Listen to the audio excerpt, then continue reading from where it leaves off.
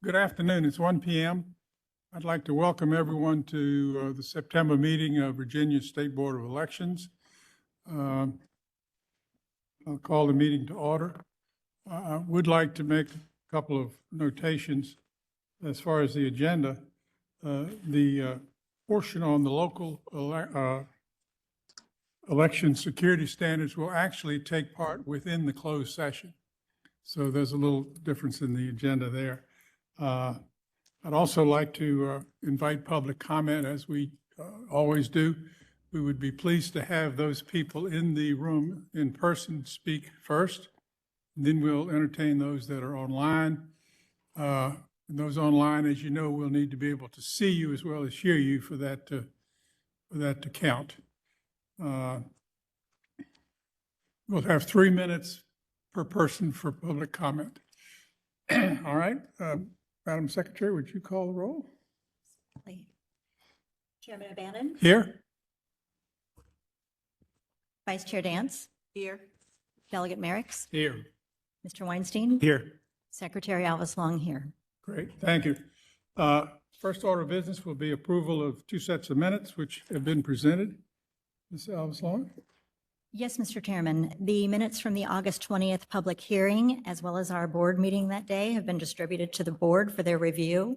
I'm requesting that if there are no corrections or additions needed, that a vote would be asked to approve it. All right, any questions or comments? Is there a motion? Mr. Chair, I move for the approval of the minutes. Are we doing one or both? One at a time? Can we do both or one? I think you That's can do fine. both. We'll vote on the first set. That was, All I right. said for the minutes, okay. okay. Second. All right, call the roll, please. Certainly. Chairman O'Bannon? Aye. Vice Chair Dance? Aye. Delegate Merricks? Aye. Mr. Weinstein? Aye. And Secretary Alvis Long, aye. All right, thank you. Next, we'll move to public comment. And I do have a list. I hope I don't misdo anybody's names. First person to sign up today was Mr. David Witt. Welcome. Welcome, Chairman O'Bannon, Commissioner Beals, and the other members. I am David Witt from Hanover County, and I'm here to request your support and a vote for a statewide risk limiting audit of the November 5th, 2024 federal Senate election and the use of batch comparison method for any and all audits conducted for this fall's election cycle. While there may be a preference for the ballot polling method of audit, this method does not provide any indication of how well tabulation machines perform in the counting of ballots. They do establish a correlation between the results that were found and the sampling technique itself. Ballot polling audits don't provide any insight to the degree and reasons why votes are undercounted. Batch comparison audits can show if there's an undercount issue with vote tabulation machines, in which we currently have no understanding. The 2020 election was contentious. This federal election cycle will be critical in shaping views regarding election integrity, and this demands the transparency provided by batch comparison audits. I thank you for your consideration. Thank you very much. I want to thank you very much for coming and sharing that with us. Next, we have Ms. Shelley Oberlander from Loudon.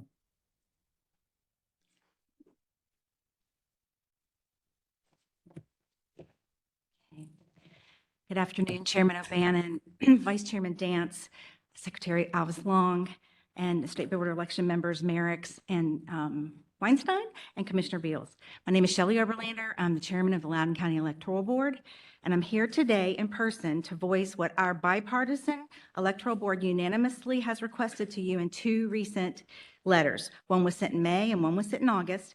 Our Electoral Board has changed members, but we remain unanimous in our support to request that you vote yes today to conduct a statewide risk limiting audit, use the batch comparison, and do the United States Senate race for the November 5th, 2024 election. Loudoun County has conducted 3 risk limiting audits with unanimous bipartisan support from our electoral boards. Loudoun participated in the first statewide RLA of the 2020 presidential and U.S. Senate race. We successfully completed Virginia's first batch comparison method RLA of the House of Delegates primaries race. And we, again, unanimous bipartisan support, successfully conducted a second batch comparison method audit in November of 2023, along with Orange County and Arlington County. The upcoming November 5th, 2024 election is a very important election with the presidential race, U.S. Senate race, and congressional races. As a local electoral board, we do not have the jurisdiction to request to do a risk limiting audit of any of these races. As you know, the General Assembly also during their special session passed a budget bill that prohibited the presidential election from being audited. So for the local county electoral boards to conduct a post-election audit of this November's election, we appeal to you, the State Board of Elections, to vote to audit the United States Senate race. The citizens of the Commonwealth expect transparent, fair, and accurate elections. We in Loudoun have become accustomed to doing these post-election audits to verify the results of the election and the accuracy of our voting machines. Governor Youngkin's Executive Order 35 also declared that these post-election audits are part of the triple check result accuracy in Virginia, so that the local electoral boards can provide as much confidence and assurance as possible to the public for the accuracy of the upcoming election. We ask for you all to vote unanimously to yes to conduct a statewide risk limiting audit of the United States Senate race for the November 5th, 2024 election, and vote to use the batch comparison method. Thank you. Thank you very much for coming. Next, we have Virginia Derby Jordan from Orange County. Welcome.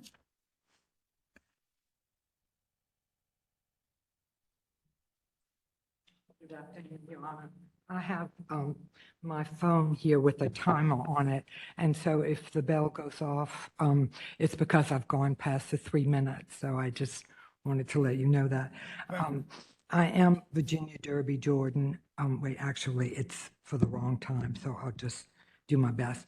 I'm chairman of the Orange County Electoral Board, and I am here to endorse the batch comparison method versus the ballot polling method. You've heard many, many people speak about how the batch comparison method, we did an RLA with Loudoun and also Arlington counties, which was very successful.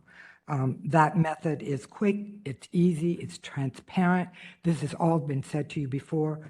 I would like to emphasize it's reproducible. If there are any lawsuits involved, you can reproduce it, whereas with the polling method, you won't be sure of which one is being pulled out, though that might be possible. And it's also understandable to explain to just the day-to-day person, which is important given how many people are who speak Spanish. So you want to be able to explain something that people who speak English can understand, let also Spanish. Where I find that problems often arise, where we all do, is with the voter registration polls, the ballot counting, and hacking. And I think there's also some interest that there are 4 different companies. With respect to hacking, I'd like to give you, I'm sorry, I only have one copy, it's 17 pages long, the article that Politico put in on board online called Hacking Blind Spot, States Struggle to Vet Coders of Election Software. I think you'll find it very interesting in terms of what are still problems with respect to our hacking issues. I also think that with respect to voter registration polls, I would like to mention that Roxy Gray has done an amazing job of trying to analyze, in addition to what the Department of Elections done in Orange alone, she found 25 different names that she considered people who had died or had moved out, which ended up being confirmed by our registrar, 24 of those 25. Which I thought was very interesting that only Roxy brought that to our attention. Another reason why I think the batch comparison method is important is because of the 4 companies that are being used throughout the state. And this way, there will be a consistent method for all 4 companies, that there won't be, like with the ones that did it, Arlington, Loudoun, and us, we were all unison. And I think it would be helpful, again, to explain to the public that despite the fact that 4 different companies were doing the counting of the votes, that the method by which the ballots were counted.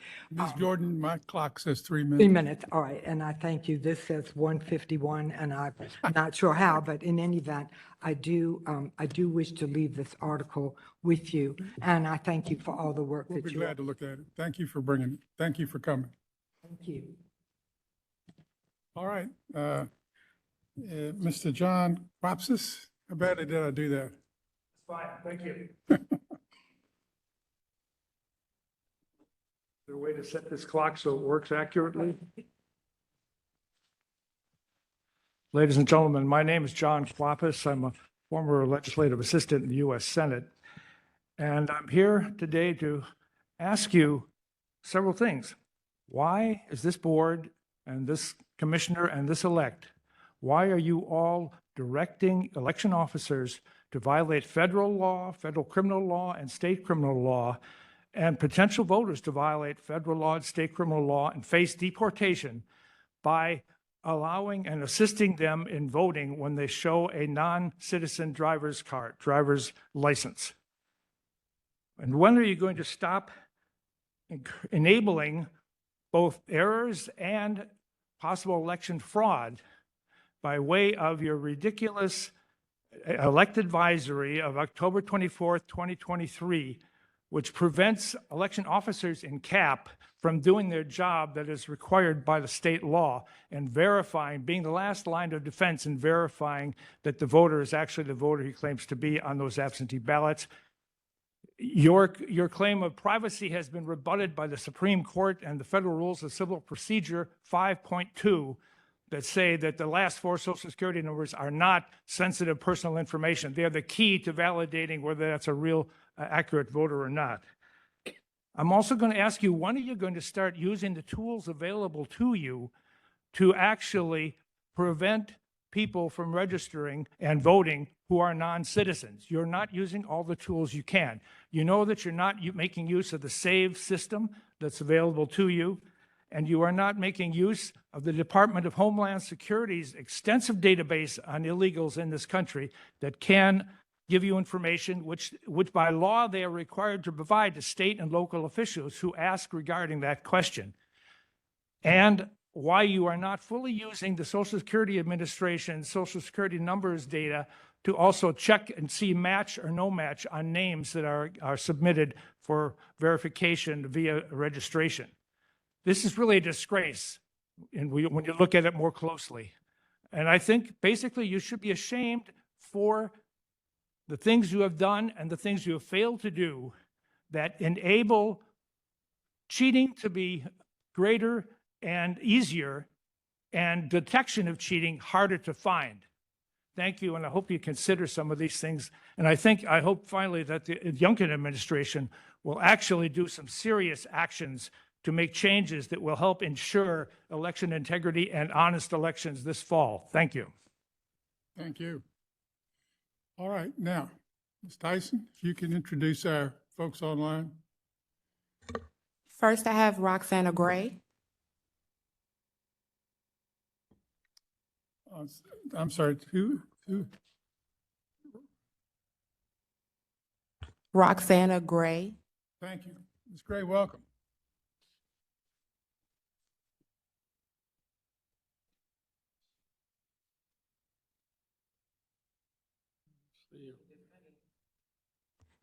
Miss Gray.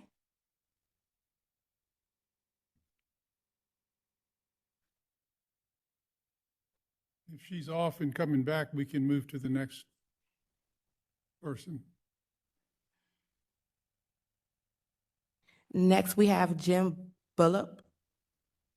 Yes, hello. I'm online here. Hopefully you can hear me and see me if necessary. We can see you and hear you, so go right ahead.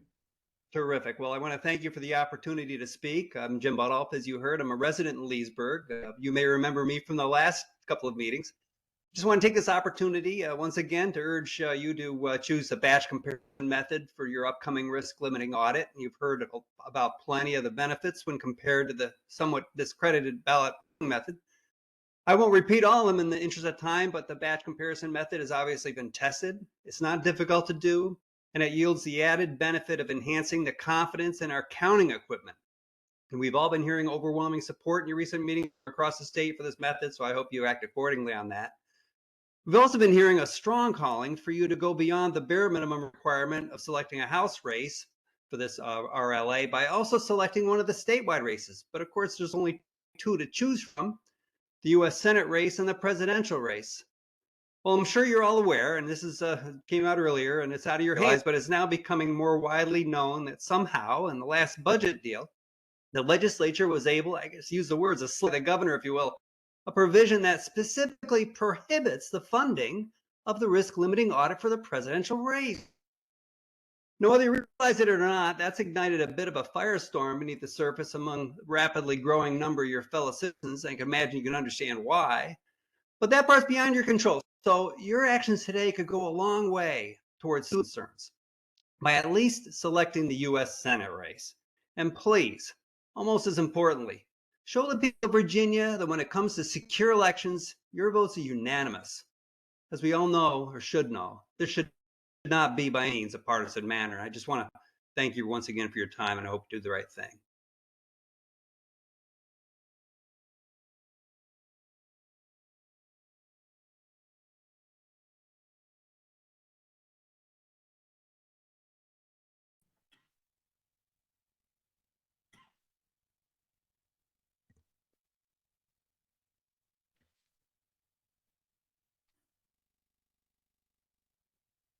Are you there?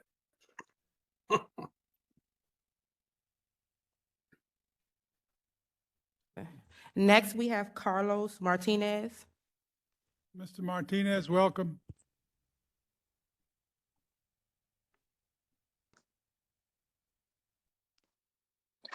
Can you hear me? I can hear you, but I cannot yet see you. Just a minute.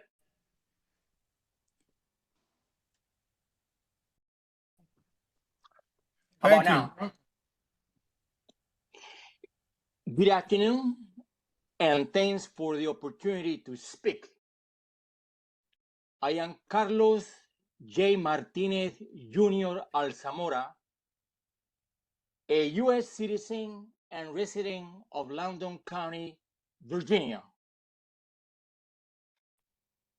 I want to add my name to the long list of supporters urging you to select the U.S. Senate race for the upcoming risk limiting audit this November, and to direct that the batch comparison method be used.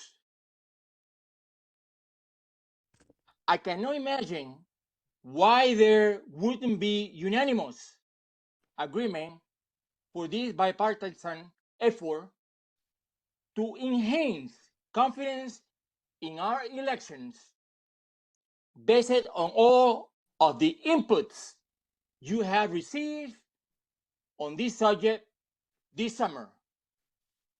This should be an easy choice. Thank you for your time. That's all I want to say. Have a nice day. Thank you, sir. Appreciate it. Next.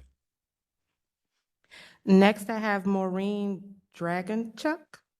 I apologize if I pronounced that incorrectly. That's close enough. Can you hear me and see me? Yes, ma'am. We can hear you and see you. Welcome. Good afternoon, and thank you very much for the opportunity to speak.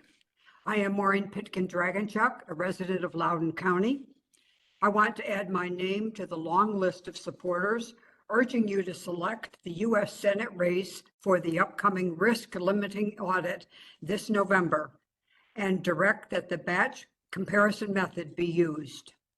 I can't imagine why this wouldn't be a unanimous agreement for this bipartisan effort to enhance confidence in our elections based on all of the inputs that you have received on this subject this summer. This should be an easy choice. Thank you for your time. Respectfully, Maureen Draganchuk.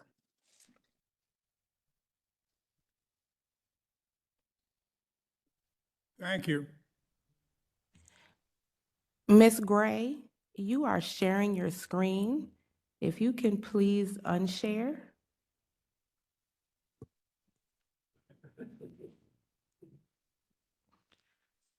Ms. Gray, I would actually need you to, at the bottom where it says share, or either at the top, it should say stop sharing.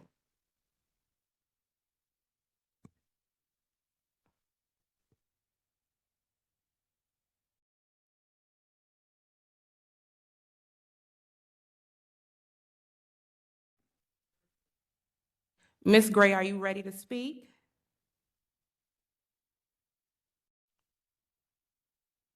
Can you hear me? We can, Yes. we can hear you. Can you put your camera back on, please? Well, that's what I was trying to do. Do I do share again or not share? I was trying to get it.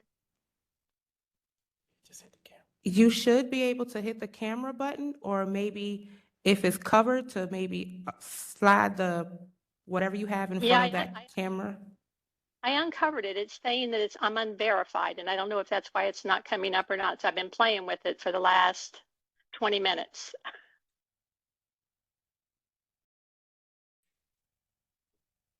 Can you Yeah. push start video at the bottom of your screen?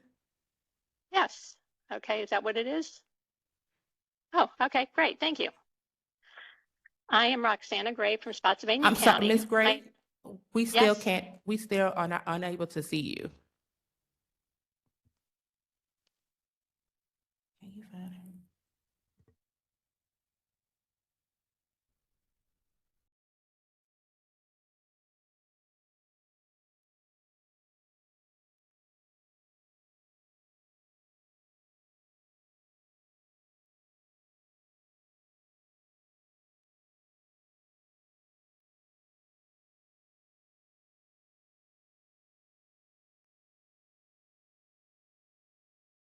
Ms. Gray, we're going to come back to you, okay? Next I have John LaRue. Hello, yes, good afternoon. My name is Jonathan LaRoe. I'm a resident of Haymarket. I'm also the CTO and Executive Director of the Electoral Process Education Corporation. I just wanted to start off by urging this board and the Department of Elections to please make sure that all the data in the databases has been cleared out for the start of the November 2024 election. We have started receiving the daily absentee list, and there's a number of errant records that are still in there that looks like they have not been cleared out. There's about 12,000 ballots that have been marked as issued. There's about 10 records that have been marked as already being cast as early in person on machine ballots. I think this is just an issue where we need to clear out those before we start actually doing the early voting process in 3 weeks. So a reminder to urge you to make sure that all that data has been cleaned out. Secondly, I was unable to find a record of it in the State Board of Elections meeting minutes, but I would like to make sure that the board is aware of and could explain the reasoning behind the fact that last week we were notified by Elect that the full date of birth information will be replaced with just year of birth in all records purchased via the client services at Elect. This is a key field that's used by many organizations, including political parties, get out the vote efforts, right? It's used for verification and vetting of election officers, poll workers, electoral board members, volunteers, etc. It's also a very, very critical tool that is used for election integrity, for looking for obituary information, for actually tying obituaries to individual records, etc. So I'm curious as to why this field was actually removed from the justification that we got from an email from the Department of Elections. They cited a couple of statutes in the law which don't seem to actually apply to the client services data. They do apply to public data, but they don't seem to apply to the client services data. Granted, I'm not a lawyer, but that's me reading through the data. Now, so I would be curious if this board could address that issue, if you were aware of it or if you were not, et cetera. The other issue with this is that this change is happening with 3 weeks to go before the start of early voting. As many organizations use this data, they are going to have to retool all of their databases and their processing scripts to make sure that no errors are now injected into their data because of this change. I know I spent the last 3 days changing all of our code and making sure that it was working properly, et cetera. I'm sure there are other organizations where that would affect them. In the past, the Department of Elections has waited to do these types of changes to the formats, et cetera, until after the general election. I'm curious as to why it was determined that right now at this moment in time is, it's important for them to do that. Again, making you aware of this, hoping that you already were aware of this, but asking for a little bit of clarification as to why this is happening and the reasons behind it. Thirdly, I'd like to mention that I am also in support of the batch comparison method. I would like to encourage you to please vote yes for that. Thank you.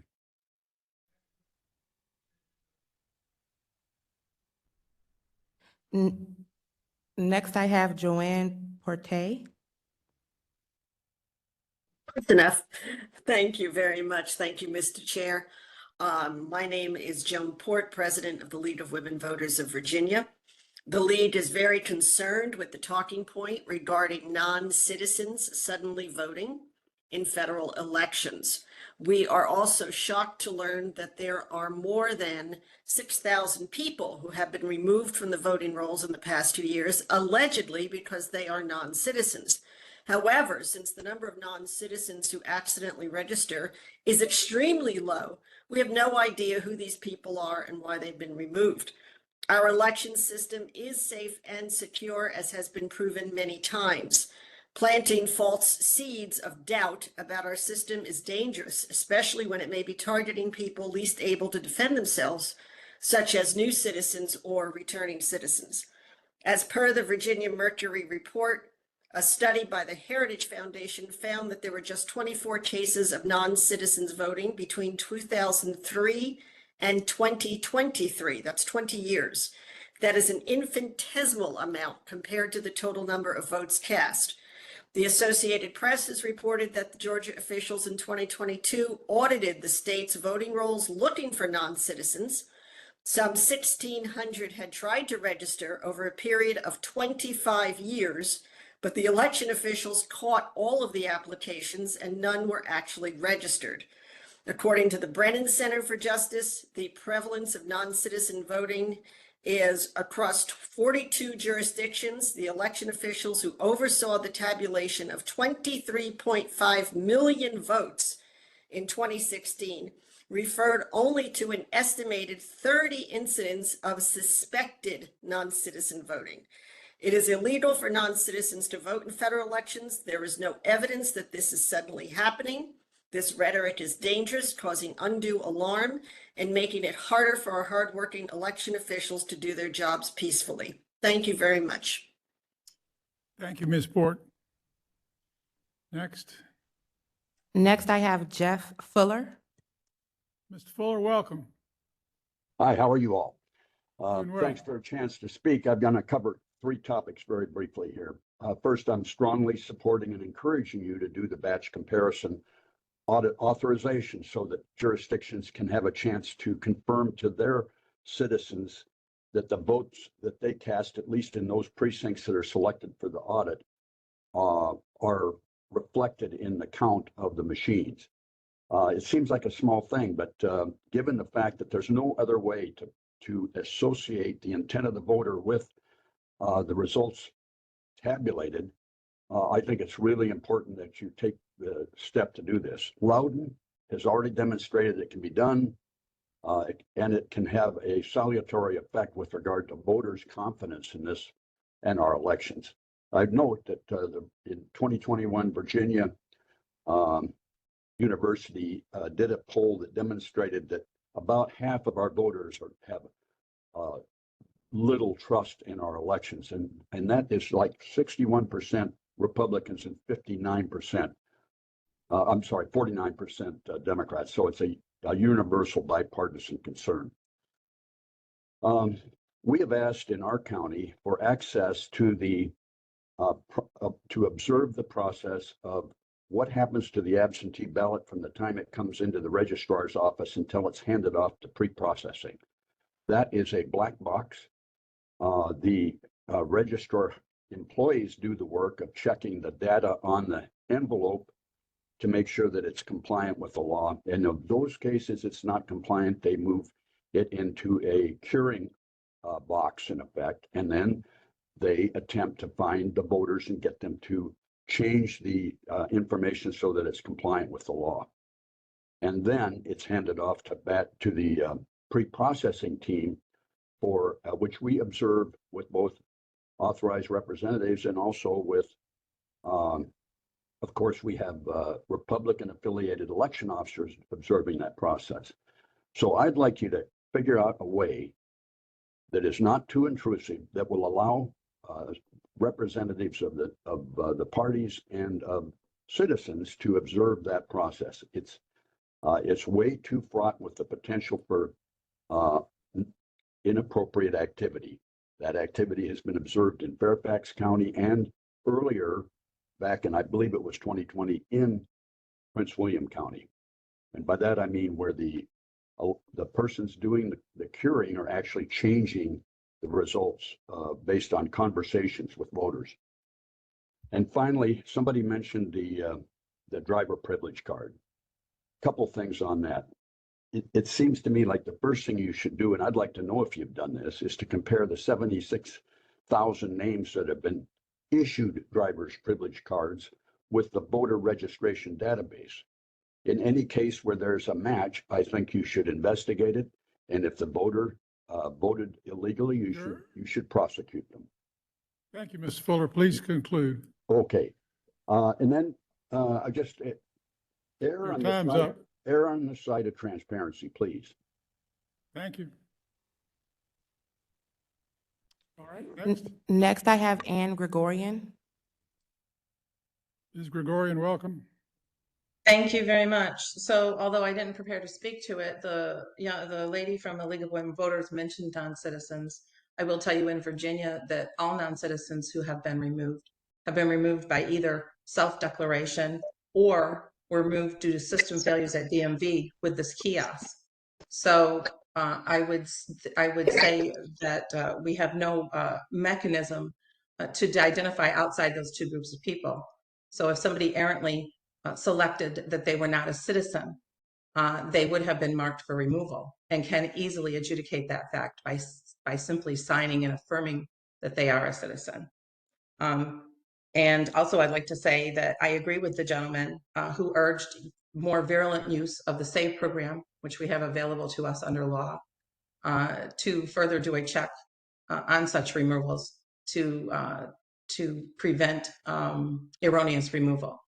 But anyway, what I did sign up to speak to today was to advocate for the batch comparison method. A lot has been said. I agree with almost everything that's been said. I would like to add that in 2022, SB 370 codified risk limiting audits in Virginia. It also revoked existing code, which provided for the audit of scanning machines under 24.2-671.1. Now, I went back and I watched the P&E committee video on this bill to see the discussion surrounding why they would remove an audit for the scanning machines. Unfortunately, there was no discussion in that meeting. As is often the case in the General Assembly, the shiny object of an RLA allowed the revocation of the machine audits to be inexplicably and quietly revoked. I hope the board will see the value in a statewide batch comparison and the genuine importance of ensuring all aspects of an election receive a check and balance, including the scanner machine. If a machine malfunctions, a ballot polling RLA will merely confirm the erroneous results. It will not identify a malfunctioning machine, regardless of how many ballots are polled. I thank you for your time, and I do urge you to vote in favor of the batch comparison method audit for a Senate race this election cycle. Thank you. Thank you very much. Next. Next, I have Clarabelle Wheeler. Dr. Wheeler, welcome. Thank you very much, Mr. Chairman and members of the board. I rise, although I'm not standing, to speak to you on the necessity of using the batch comparison. You've heard this from several other people, and many people have sent you cards, letters, and emails. The batch comparison, as has been stated, is a hand counting of selected races in randomly selected precincts. I urge you, as the others have, this is a validation of our machines. There are many people who question the validity and the accuracy of the ballot tabulating machines in Virginia. Those of us who work with them on a regular basis, and many of you would hope springs eternal, that our machines are accurate. They count perfectly. 3 counties have all spoken to you in favor of using the batch comparison.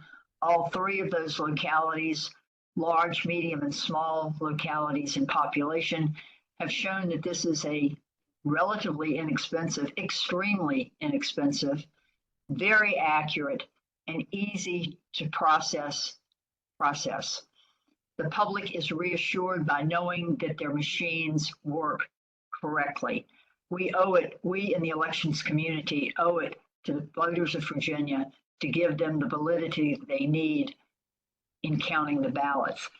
The second topic I would address has also been mentioned, the use of the driver privilege and limited duration driving cards.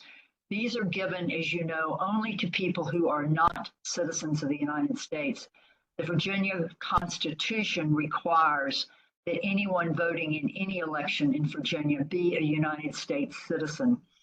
Currently, the instructions from the Department of Elections, as I understand them to be, says that if an officer of election is given a driver privilege or a limited duration driver's card, the officer is simply to tell the voter that that is not a valid ID for voting and ask them if they have another valid ID. If the voter says no, then that person is given a confirmation of identity to sign. I think that we owe the people who are maybe erroneously or inadvertently registered when they are non-citizens to vote, they need to be advised that that is a felony if they actually vote and would preclude them from ever becoming a United States citizen. We owe them the opportunity to not vote if they have indeed registered to vote as a non-citizen by two methods. One, putting signs up outside of all the polling places saying only U.S. citizens can vote, and keeping a log of all the people who present a limited duration driving card or a driver privilege card so that we can, after the election, validate that they really are citizens or Please. Thank you. Okay, thank you very much. For this consideration, Mr. Chairman. All right. All right, Franchel, how many more folks do we have? Proceed. Next, we have Elizabeth Block. Yes, hello. Thank you very much to the board. It's a pleasure to speak today. I'm from Prince William County, and I ask you to respond to the public on two simple questions. And then I have a couple of messages of support on some other topics, but it won't be long. My first question is, was the board made aware of the change of ownership of the Demtech e-poll book company? And the second question is, who is now responsible for the technical support of the Demtech poll books to the counties that use them? Also, I am in support of the risk limiting audit using the batch comparison method on the US Senate race statewide for the many reasons noted by others today. And I also support a change in policy regarding how election officers are instructed to handle the presentation of a driver's privilege card inside the polls.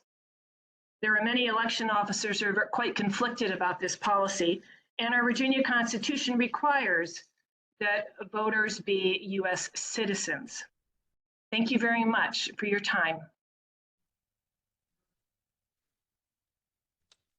Lastly, I have Ned Jones. Mr. Jones, welcome.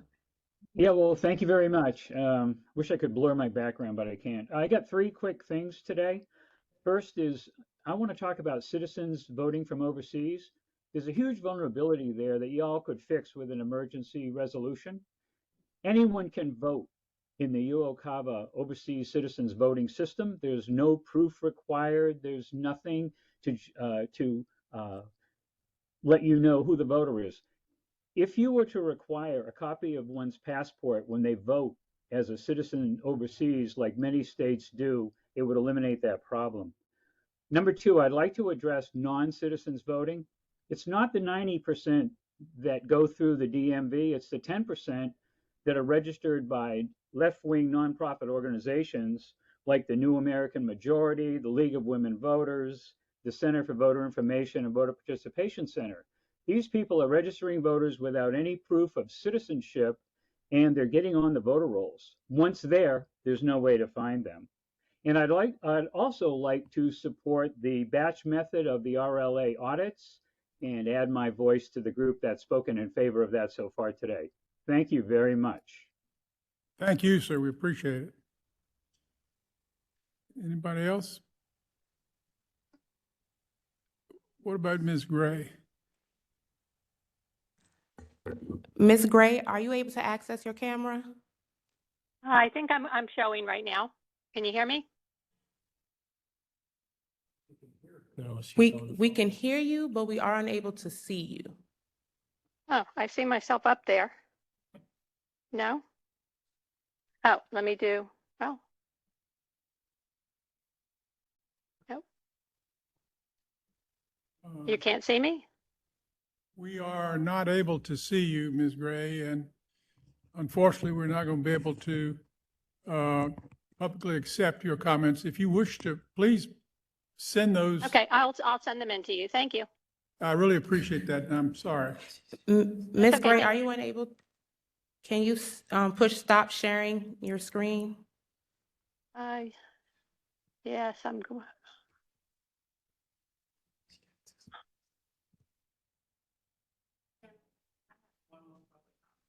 Sure. I will exit out of here as soon as I get to it. Yes. Stop. Stop sharing. Got it. There we go. Sorry. So the last person would be Aaron Joyce. All right. Aaron Joyce, welcome. Thank you. Thank you, Mr. Chairman. Thank you to the board for the opportunity to speak briefly. I also volunteer for Electoral Process Education Corporation with my colleague John LaRoe, who spoke earlier. So I just wanted to weigh in support of the batch comparison method that's being discussed today. I think it's a critically important vote to take, and I support that method. I also share his concerns about why the Department of Elections stopped allowing the full date of birth in the client services voter list products without any explanation. So if that could be addressed, we would appreciate it. We think that this is critical for all political parties and all political activity. So I appreciate your interest in getting to the bottom of why this happened so close to the election. Thank you very much for this time to speak today. Thank you for your comments. We appreciate it. I have no more public comment. So, Ms. Gray, I'm sorry. I'm sure Ms. Tyson would be glad to work with you for a next time if you want to see if we can get things worked out on the technology side. All right, we all done? All right, I want to thank all the people. We've had good, robust, in person and online and over the emails, hundreds of folks that have been interested in this process and weighed in. So I just want to thank all the citizens in Virginia for that. Any members have any comments? All right, commissioners report. Chairman O'Bannon, Vice Chair Dance, members of the board. The Department of Elections is continuing to prepare for the presidential election. For the last 2 weeks, the focus has been on reviewing petition signatures submitted by third-party presidential candidates to determine if they will be on the ballot. Elect staff and registrars who offered to help us with this effort have received over 16,000 pages of petitions. Keep in mind that each page has space for 9 signatures. To review each one by one, we had to verify the eligibility and address of each individual who signed the petition. The list of approved candidates who have qualified to be on the ballot is posted on Elect's website. I'd like to extend a special thank you to our Department of Elections staff who worked several weekends to make this happen with a very short timeline, and to the registrars who also helped with this effort. I also wanted to take a moment and recap the June National Change of Address mailing that we had at Elect that we issued. We mailed out 151,000 mailers to voters asking them if they may have moved. As a result, 121,839 were marked inactive. 7,439 registrations were canceled at the voter's request. That means that they responded and affirmatively asked that their voter registration be canceled on paper. 3,962 voters were on the permanent absentee list, and after they were made inactive, they were removed from the permanent absentee list so that they will not be mailed a ballot in error. We currently have 6,280,912 registered voters in Virginia. Of those, 524,821 are currently inactive. Following the presidential election, the department will remove those voters who have remained in inactive status for 2 federal elections as is required under federal law. That is my report. Thank you. Thank you very much. Any members have any questions or comments? Okay. Next item of business is risk limiting audit decisions. Ms. Lawless.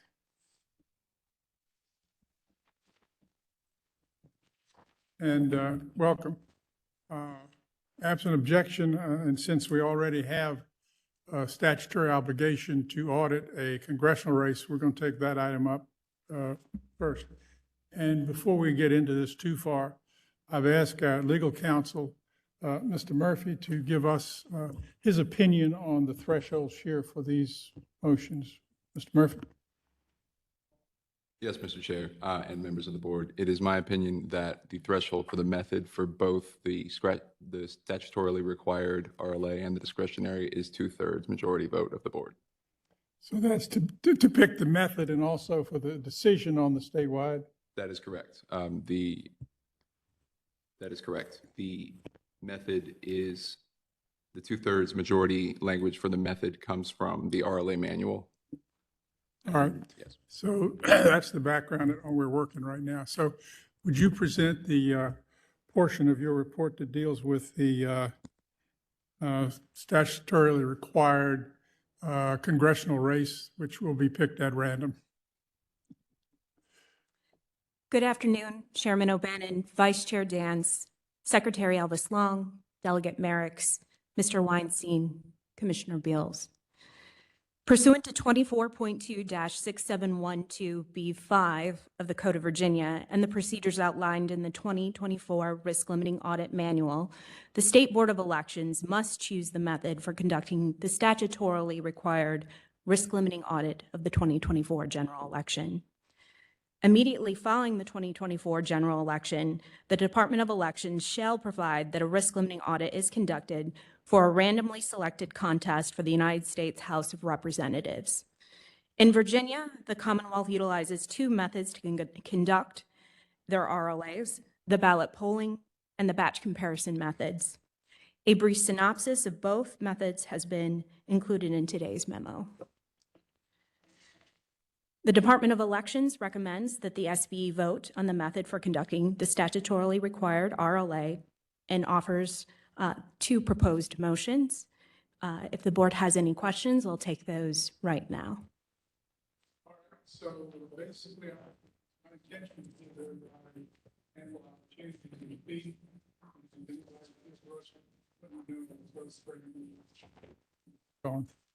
Slow the train down. All right, the floor is open for a motion. Mr. Chairman, Delegate Merricks. I move that the State Board of Elections utilize the batch comparison method to conduct a risk limiting audit of a randomly selected contest for the U.S. House of Representatives this November. All right, is there a second? Second. All right, that motion is properly made and seconded and is now before us. The motion is that we adopt the batch comparison method for doing a risk limit audit of a congressional race this year. I'll open it up for discussion. Matthew. Mr. Chair, thank you. And thank you all to everyone who emailed us and presented public testimony on this important item. I really do appreciate your feedback, and it gave me a lot to learn and think about. I will be supporting the batch comparison for the congressional race, but I think it is important that we learn to walk before we can run. So I will not be supporting batch comparison for the statewide Senate RLA. I think, we're 17 days from from voting, and at this point, it's a little late in the game to be changing processes from our status quo. And I would be open to batch comparison for future elections once we take the feedback we get from the batch comparison for the congressional RLA. So I think this is an important step. We started with batch comparison for races solely within localities, I think last year. And then this year, if we do it for the congressional race, and then we can consider statewide in the future. But Again, I'll support the congressional batch RLA, but not the statewide.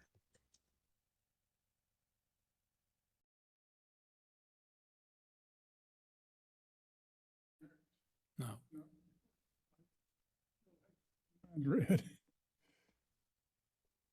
Senator Daines? No No questions. All right. So nobody else wishes to speak. I will restate the motion on which we will now vote. That motion is that Virginia will utilize the batch comparison method to do a congressionally mandated audit of one of the House of Representatives races this year. That is what is before you. Please call the roll.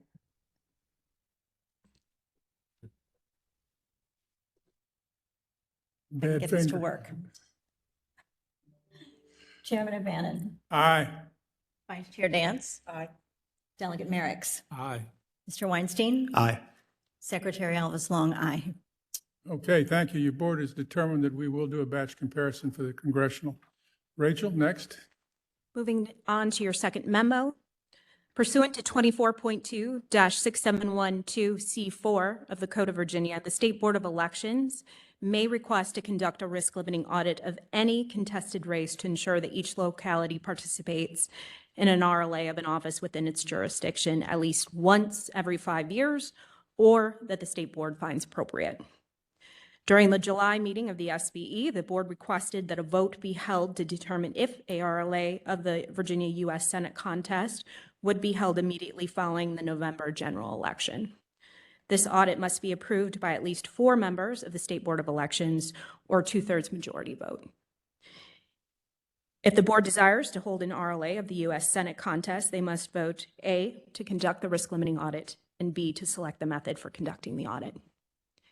Does the board have any questions? No, thank you. All right, is there a motion? Yes, Mr. Chairman. You may state it. I move that the State Board of Elections utilize the batch comparison method to conduct a statewide risk-limiting audit for the U.S. Senate contest this November. Thank you. Is there a second? Second. All right. So I'm going to move that that's a proper motion. It does include the 2 parts, and I'll restate it. The motion was to have Virginia conduct a statewide audit of the Senate race this year and to utilize the batch comparison method. That motion is now open for discussion. Yes, Mr. Chairman. Yeah, well, you made the motion. You should speak first. I'm sorry. Mr. Chairman, I'd like to explain to you and why to everyone that I'm in 100% support of a statewide audit for the U.S. Senate contest this November and using the batch comparison method. I, like anyone probably not trained in statistics, just can't confidently explain to someone why both methods are presumed to be statistically and correctly representing the vote. I can say that I know for myself confidently that one method does choose more ballots than another method does. It's a deeper audit, which means that's the batch comparison method. It's a deeper audit. And I think presumption is a lot of what is the reasoning here, is that people just want to feel confident about the election. And the batch comparison seems to give people that confidence that they're looking for. If both methods are supposedly statistically correct, that's fine, but I think it's just the whole perception of what's being given as an option there.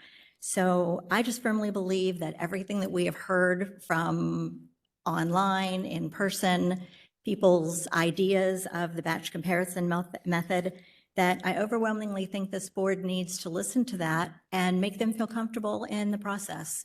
So that is the reason that I am pushing for the batch comparison method. I'm just hoping that it would give people a little more confidence in the whole process.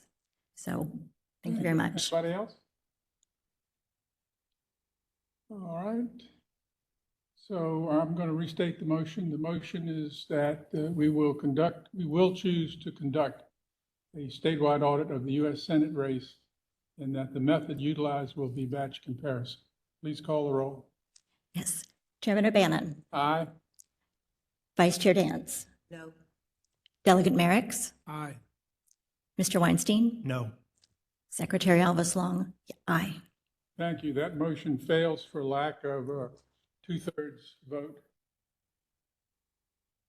The issue is still before us. Mr. Chairman, I'd like to offer a motion. Yes, ma'am, you have the floor. I move that the State Board of Elections deems it appropriate to authorize a risk limiting audit for the United States Senate contest pursuant to 24.2-671.2C4 of the Code of Virginia. The risk limiting audit for the United States Senate contest shall be conducted by using the ballot polling method.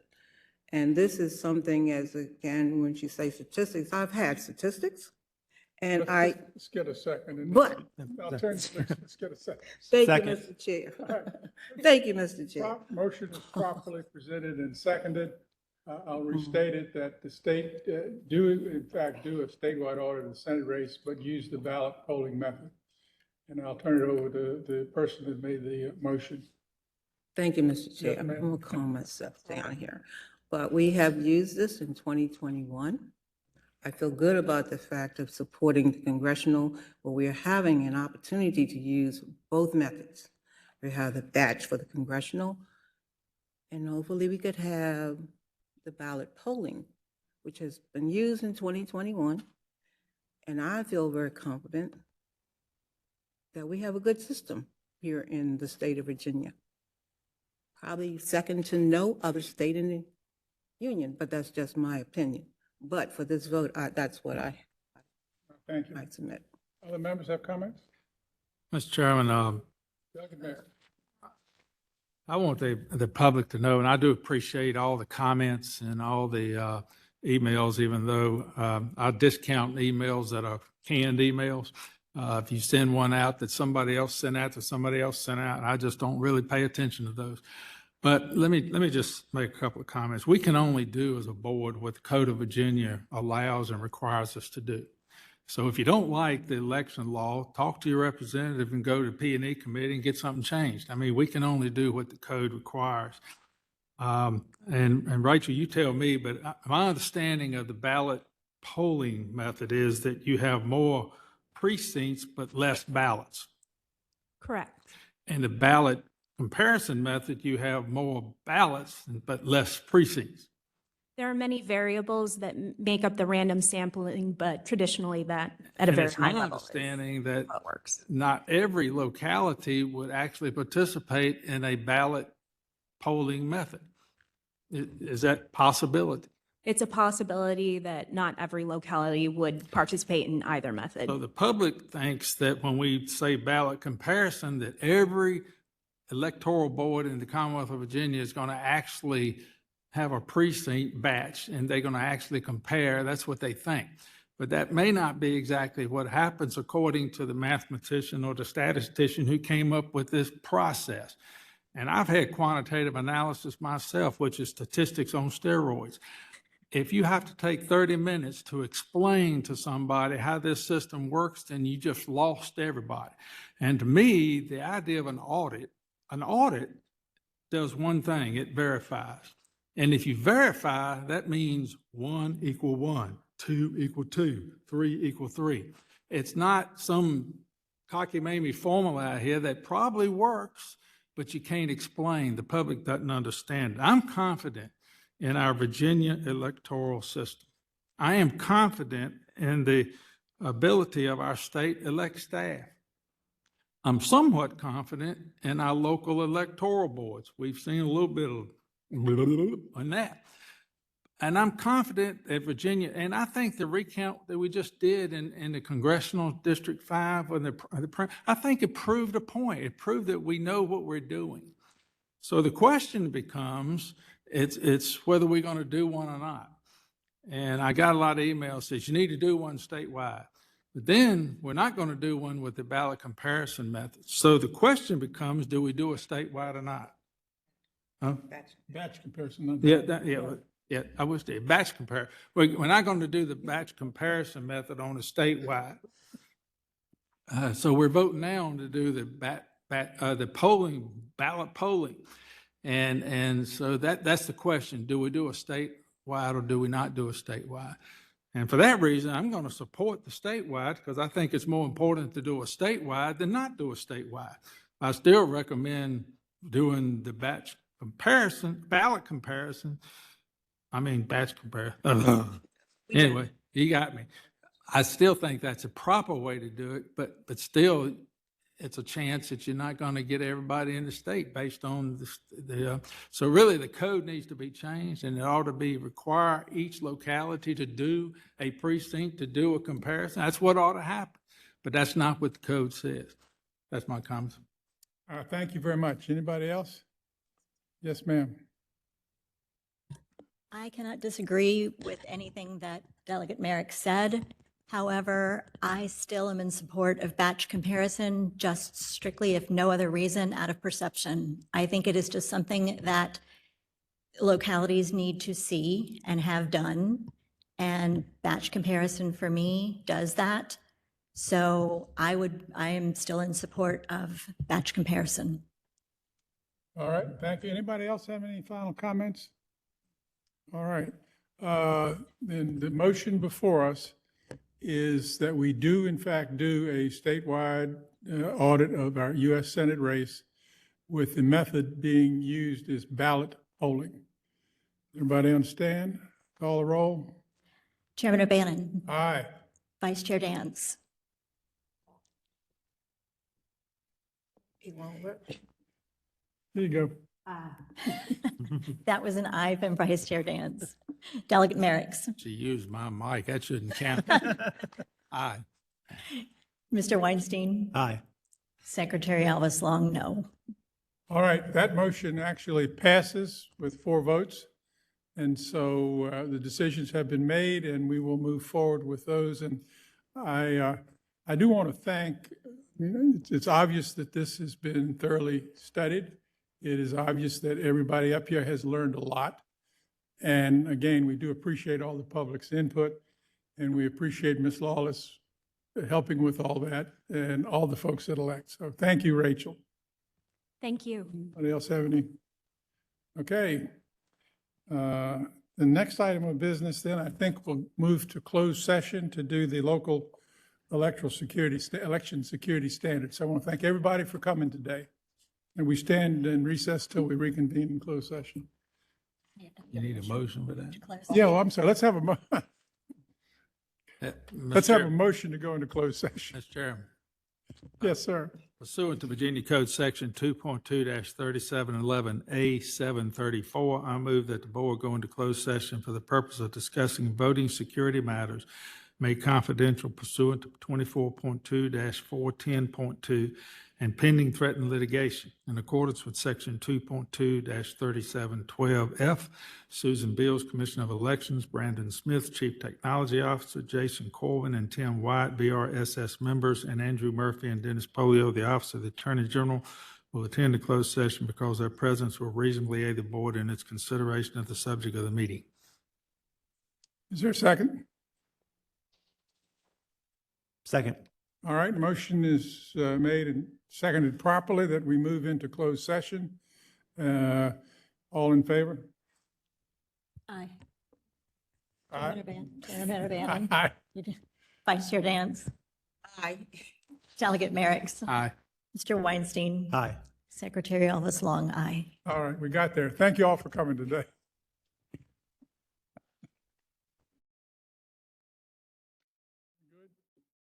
Okay, Chair will entertain a motion. Mr. Chair, I move to reconvene the meeting in open session and take a roll call vote certifying that to the best of each member's knowledge, only such public business matters lawfully exempted from open meeting requirements under this chapter and only such public business matters as were identified in the motion by which a closed meeting was convened were heard or discussed by the State Board of Elections. Second. All right. Any discussion? Call the roll, please. Chairman O'Bannon. Aye. Vice Chair Dance. Aye. Delegate Merricks. Aye. Mr. Weinstein. Aye. Secretary Elvis Long, aye. Okay. And we will need a motion to adopt the updated LESS standards which were presented in closed session. I move to adopt the revised 2025 local election security standards effective December 1st, 2024. Great.